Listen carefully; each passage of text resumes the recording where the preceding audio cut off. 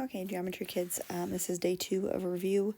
We're starting with number 16, and I'm going to try to get through possibly like number 30.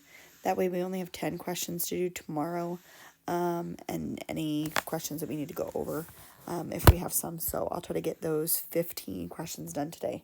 I've got a baby sleeping on my lap, so if you can hear like snoring, that's what that is. So, starting with 16. All right, we have, they want us to write this statement. All dogs have 4 feet in if-then form. So we have if something, then something. So if whatever, comma, then whatever. All right, so all dogs have 4 feet. So I'm going to say if it is a dog, then it has 4 feet. That seems like the most realistic way to say that. What a lot of people try to do when they're doing this type of problem is they'll try to insert information that we don't know. So like, if a dog has 4 feet, then it can run. Well, we don't know anything about it running, so don't add any extra information in there. We also don't want to say if it has 4 feet, then it is a dog, because that's not necessarily true. So all dogs have 4 feet. We're talking about dogs specifically. If it is a dog, then it has 4 feet. End of story. That is it. Okay, so you got to kind of be careful when you're picking your if part and your then part. Okay, 17 says use the law of detachment. Okay, law of detachment, the pattern order, I guess, for law of detachment goes PQ, PQ. And a lot of times they will leave the Q on the end off, and we will have to conclude that. Okay, so like sometimes like this is what we have to come up with. So it says, write a valid conclusion. That's the Q part, okay? So if 2 angles are supplementary, that's the first hypothesis, the if part, that's P. Then their measures have a sum of 180. That's Q. Okay, so that's my first P and my first Q. If 2 angles are supplementary, then their measures have a sum of 180. Then it says specifically X and Y are supplementary. Though that's saying P, or not PQ, P again. So specifically we want to conclude with then angle X and angle Y have a sum of 180. Okay, so we're concluding Q again. This is my conclusion. All right, but it goes PQ, PQ for the law of detachment. Okay, the law of syllogism goes PQ, QR, and then PR. PR. So we skip over this middle Q person and we go straight from P to R. Okay, so let's label our stuff. Write a valid conclusion. If today is January 1, that's P. Then it is New Year's Day. That is Q. If it is New Year's Day, that is Q again. Then school is closed. That is R. Okay, so what I'm going to do is I'm going to go skip over the whole it's New Year's Day stuff, and I'm going to go straight from our conclusion saying if today is January 1, then school is closed. Okay, that's just going straight from P to R. That's my conclusion. Okay, so hopefully that was okay. If we're going through here again, put a star next to any problems that you're like, I didn't understand that, and we'll go over that tomorrow. Okay. All right, 19 and 20 are asking specifically about this diagram, and this is one of the diagrams where we have like alternate interior angles and alternate exterior angles and that type of thing. So I'm going to list some stuff out over here, and let's talk about angle pairs. Angle pairs. Like we have linear pair. I'm going to write an example of a linear pair here in a second. So we have a linear pair, leave some space, we'll write underneath of that. Then we have, I'm going to talk about, let's say, alternate interior,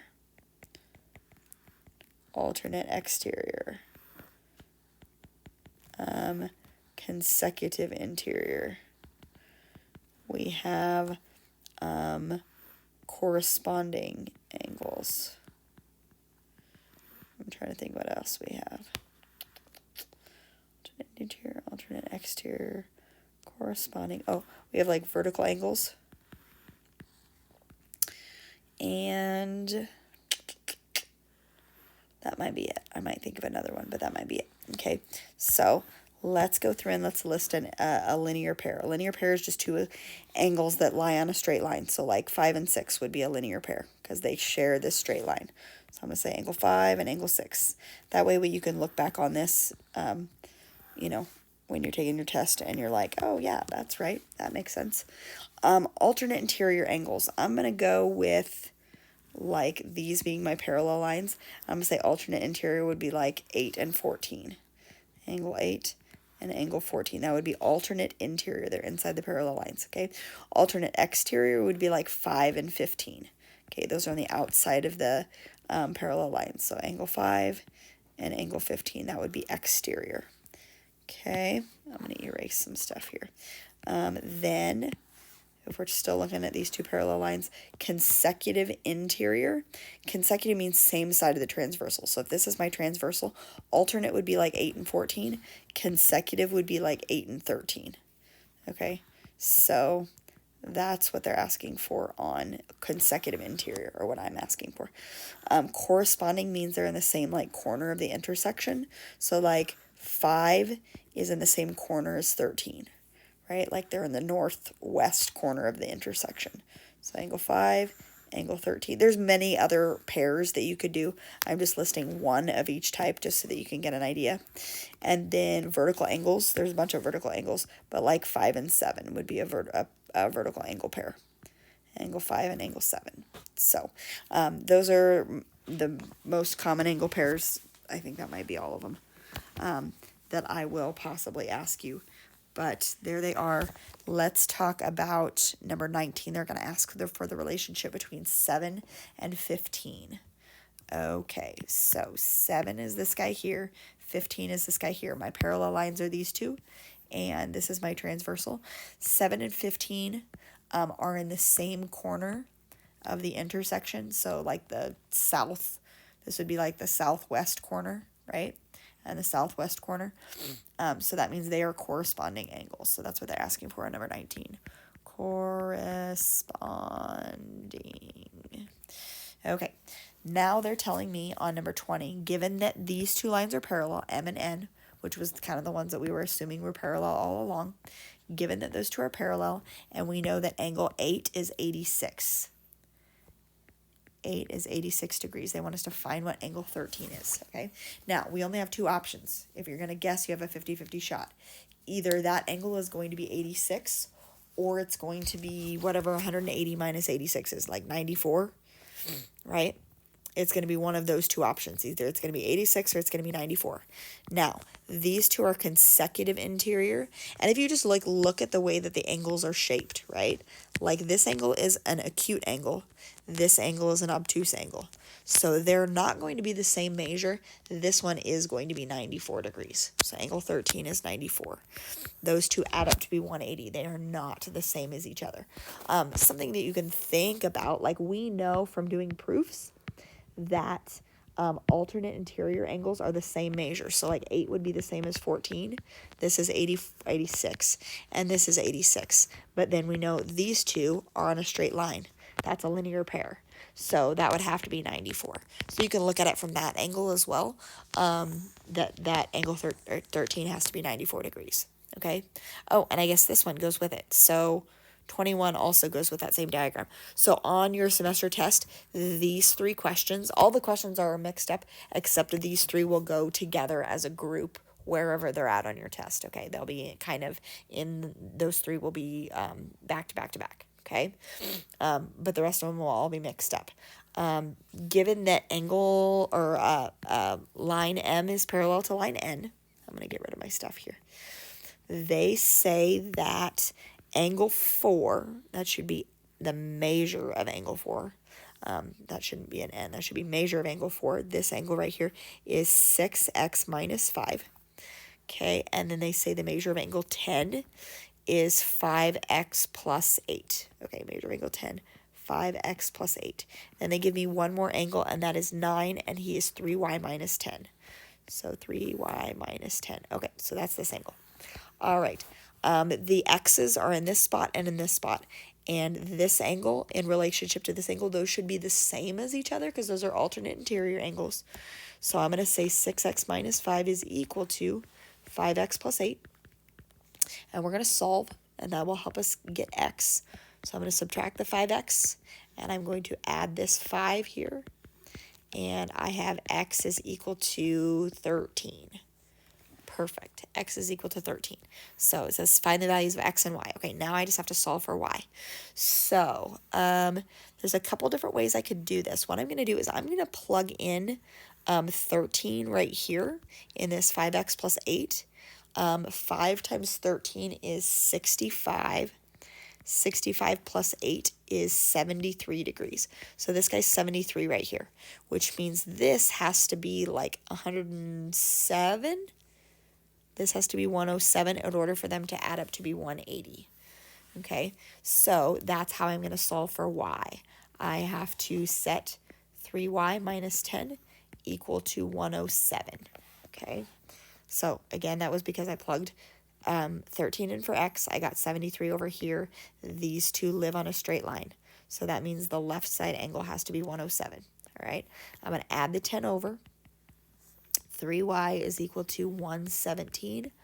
Divide by 3, I gotta do that, is 39, I think. 39, yes. So x is 13, y is 39. I'm gonna put that over here. You don't have to, but I'm gonna make him a little bit closer. X is 13, y is 39. There's, find the values of x and y. Perfect. Goodness. All right, number 22, find the slope of the line that goes through these 2 points. Okay, slope is just m. This isn't finding the equation of the line, not y equals mx plus b, just m, okay? M is y2 minus y1 over x2 minus x1. I have this is like my x1, y1. This is my x2, y2. So I'm going to say 9 minus 14 over -3 minus a -6. Okay, so this guy minus this guy, this guy minus this guy. 9 minus 14 is -5. Then minus a -6 will become +6. And -3 plus 6 is +3. So -5/3, I can't reduce that, and I'm going to leave it as an improper fraction because we're doing slope. So that is the slope of my line, -5/3. Done. Okay, now 23 is saying, are these lines parallel, perpendicular, or neither? All right, so I'm going to make a note. 2 lines are parallel if they have the same slope. 2 lines are perpendicular if their slope are negative reciprocals. Okay, so I have line CS and I have line KP, and what I need to do is just calculate some slopes. So I'm going to do y2 minus y1, 4 minus a -12 over 5 minus 1. 5 minus 1. So this guy's slope, this would be 4 plus 12, which is 16. I'm going to go down here. 16 over 4. This guy's slope is 4. Okay? Now, if these 2 lines are going to be parallel, then that would mean this guy's slope would also have to be 4. If they're going to be perpendicular, the 4 would have to change to -1/4. Okay, so if this is not 4 or -1/4, then it's going to be a neither problem. All right, so let's find the slope here. -6 minus 9 over 6 minus 1. And that is -15 over 5, which is -3. Those are not anything close to each other, so that's going to be neither. All right. So maybe make a note of this over here so you can remember parallel versus perpendicular. And there is that, okay? 24 is slope-intercept form. Slope-intercept form is y equals mx plus b. And they give me my 2 points that I want. So we already know from the last 2 problems how to find m. And I'm going to do that real quick. So I'm going to do y2 minus y1, 5 minus 2 over 2 minus a -4, or 2 plus 4. 5 minus 2 is 3. 2 plus 4 is 6. So my slope is 1/2. Great. Now I'm going to go in and say y equals 1/2. That's what m is. x plus b. Now to solve b, I can plug in this point, or I can plug in 2, 5. I'm going to plug in 2, 5, I think, just because I don't like dealing with negatives. So if I put 5 in for y and 2 in for x, I can figure out what b is. Half of 2 is 1, and if I subtract that 1 over, my b is going to be 4. So I have y equals 1/2 x plus 4, and I'm done. Okay, if I'm going too fast, please pause or do whatever you need to do. Put a star by any problem that you have that you don't understand, and we'll go through it again tomorrow. There you go. I'm going to say that again. All right, there's that problem. Moving on to the next one. Now we're talking about perpendicular and parallel again. So I'm going to write that down again. Parallel is same slope. Perpendicular, slope is the negative reciprocal. So I flip it and I make it negative. If it's already negative, I make it positive. Okay, so in this problem, I want a line that's perpendicular to this one. Okay, I might on the test do parallel instead. I don't know for sure, but that's just a little hint. Maybe I will do that. Okay, so you have to be careful. The slope of my original line, this is my original guy.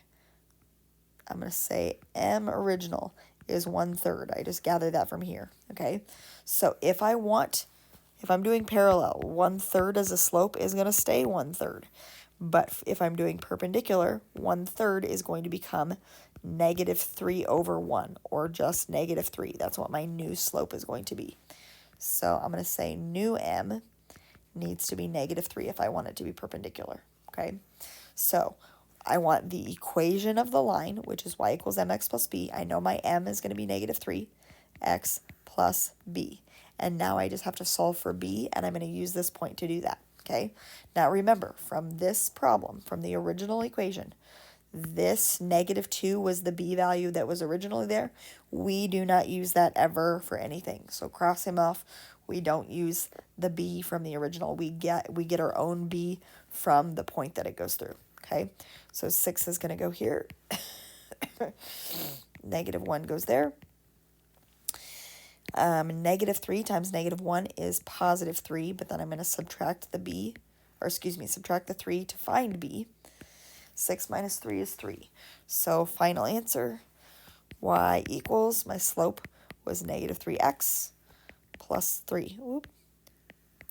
And there's my equation. Okay, let's see how far we get. Okay, we got to get a few more. All right, 26 is going to kind of go back to our angle pair relationships again. 9x minus 44 is this angle, and 6x plus 10 is that angle. I can tell kind of by like the degrees. It has degree labeled after it, so I know that those are pointing to like the angle measure. And those two angles are alternate exterior angles, and they are going to be the same. So I can just set those equal to each other. 9x minus 44 equals 6x plus 10. Cool. I'm going to subtract 6x, and I'm going to add the 44,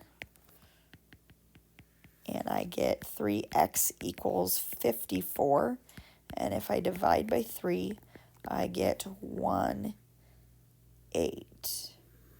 18, I think is what I get for x. Find the value of x. Always check back and read back through the problem to make sure you don't have to plug it back in to solve for one of the angles, because that could be a thing.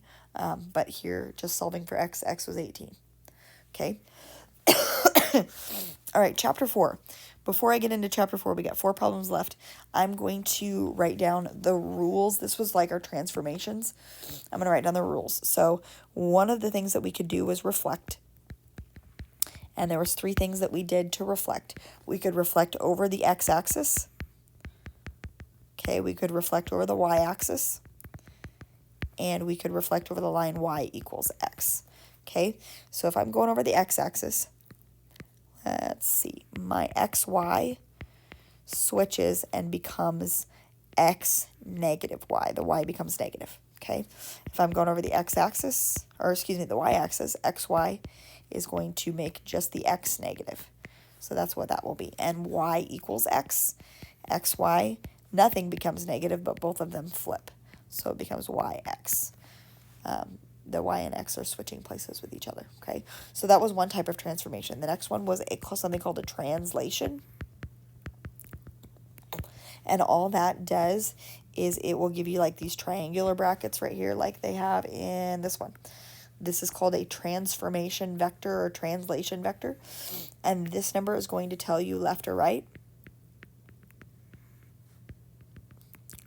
And this guy's going to tell you up or down, okay? If it's positive, it's up. If it's negative, it's down. If it's positive, it's right. If it's negative, it's left, okay?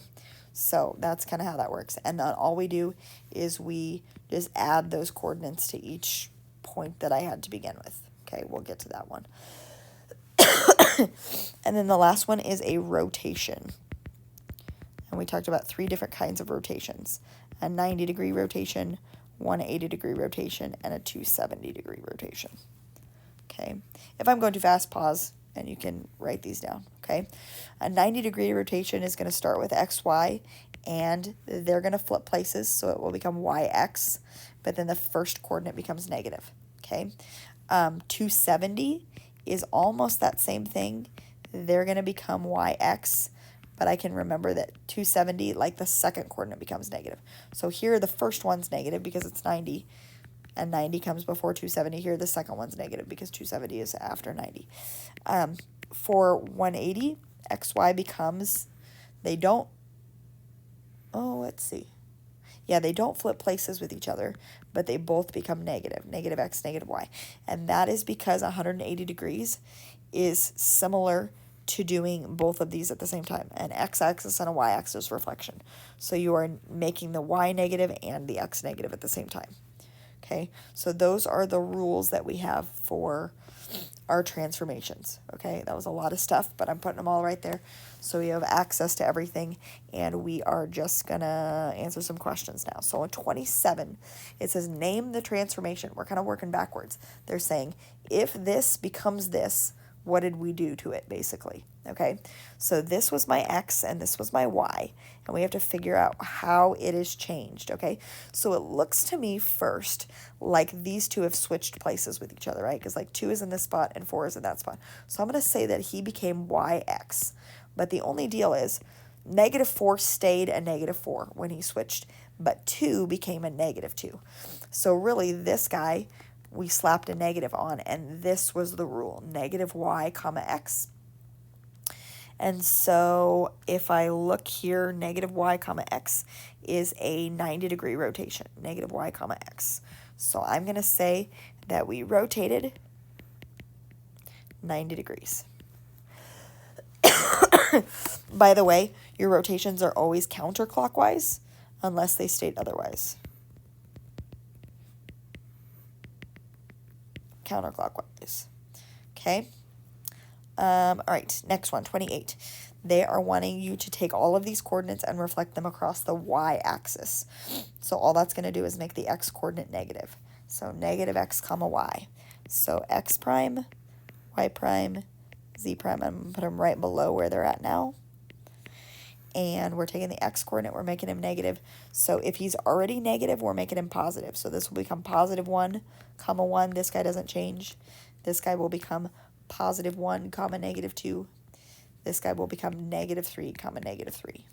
So those are my new coordinates after we reflect across the y-axis. So that's not too bad. Okay, 29, 2 left. We want to move him 5, -4. That's my translation vector. Okay, translation means we're sliding him. 5 means we're going to the right 5. And this guy, because he's negative, means we're going down 4. Now, all we do to that is add those coordinates to that. So we're going 5, -4, 5, -4, 5, -4. So I ran into my work over here. A prime, if I add 5 to 0, will become 5. This will become -5. B prime, if I add those together, will be 7, -4. And I don't know why that's Z, but whatever. It should be C, I think. I use C up here.